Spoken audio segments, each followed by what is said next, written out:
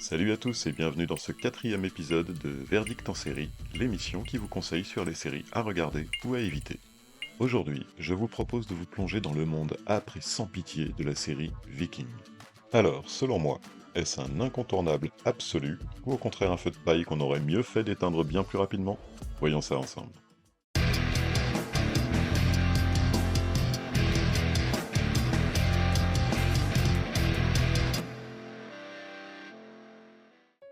Viking est une série canado-irlandaise créée en 2013 par Michael Hurst. Elle compte 6 saisons de 9 épisodes pour la première, 10 pour la seconde et la troisième, et 20 pour les 3 dernières, soit un total de 89 épisodes. Le format moyen d'un épisode est de 42 minutes. Dans le casting original, on retrouve Travis Fimmel, qui incarne Ragnar Lodbrok, mais aussi Catherine Winnick, Gabriel Byrne ou encore Jessalyn Gilsig. L'histoire. Ragnar Lodbrok, fermier viking de son état et répondant à l'autorité du Jarl Haraldsson de Kattegat où il réside, rêve d'exploration, de batailles et de conquêtes. Contre l'ordre de son chef, il finit malgré tout par prendre la mer avec ses compagnons, et à peine débarqué sur une côte anglaise, met à sac un petit monastère, emportant avec lui ses richesses et un moine du nom d'Athelstan. Mais de retour à Kattegat, le Jarl Haraldsson décide de punir Ragnar et ses compagnons.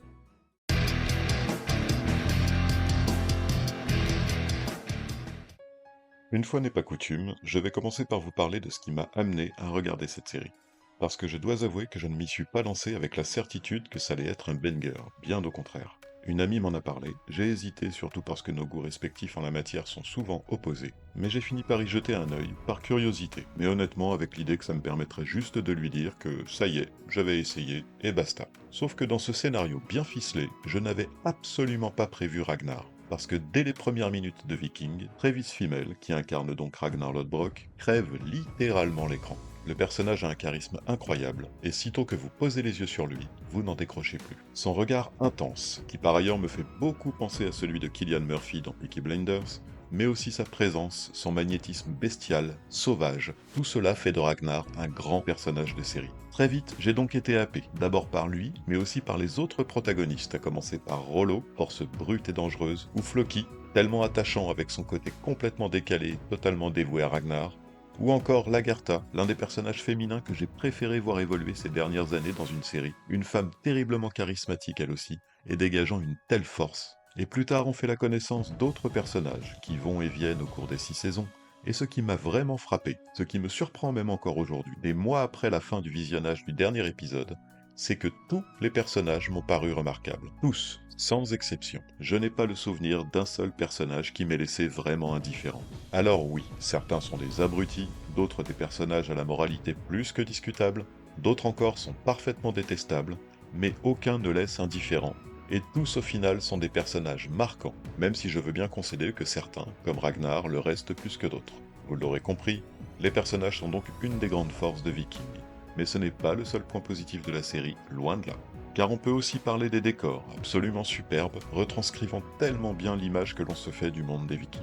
C'est magnifiquement reproduit dans les moindres détails, et on en prend plein les yeux, que ce soit dans les petites bicoques en bois au cœur de Kattegat, ou sur les vastes plaines sur lesquelles prennent place les nombreuses batailles jalonnant la série. Car oui, ces batailles sont aussi incroyablement mises en scène.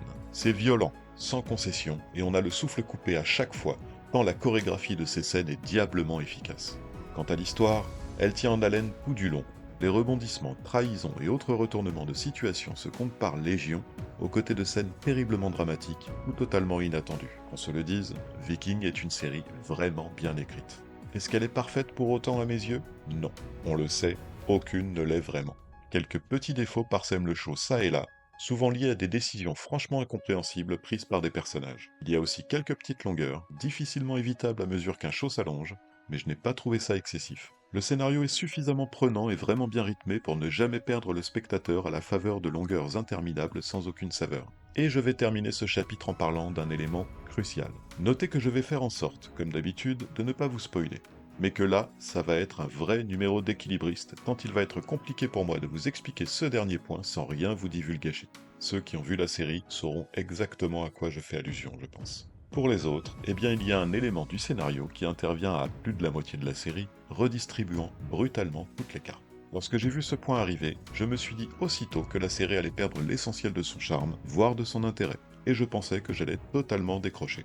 Eh bien, pas du tout. À ma grande surprise, passé le côté très déstabilisant de ce changement d'envergure, j'ai vite été repris par les nouveaux éléments mis en place. La dynamique était dès lors très différente, et avec le recul, je me dis que c'était en fait probablement pour le mieux, relançant finalement totalement la série qui aurait pu, dans le cas contraire, finir par s'essouffler. Un véritable coup de maître que je salue bien bas.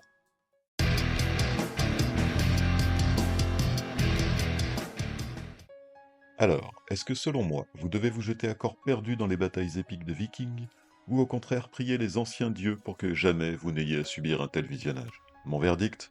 Foncez, regardez cette incroyable série. On a là une série qui offre des personnages inoubliables, une histoire palpitante, un contexte historique fort et plutôt méconnu du grand public, des moments absolument épiques qui en côtoient d'autres vraiment chargés en émotions, des décors totalement dépaysants. Que demander de plus? Viking est clairement une perle, une série incroyable qui mérite largement que vous lui accordiez au moins la curiosité de la découvrir, et que je suis sûr que vous ne pourrez plus lâcher une fois commencé. Merci de m'avoir suivi une nouvelle fois. N'hésitez pas à me dire en commentaire ce que vous avez vous-même pensé de cette série, ou à m'y suggérer d'autres séries que vous souhaiteriez me voir chroniquer.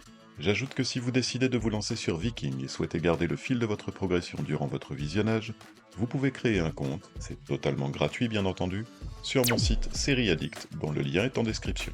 J'ai aussi une page Tipeee pour ceux qui souhaitent me soutenir dans mon travail, lien en description là aussi.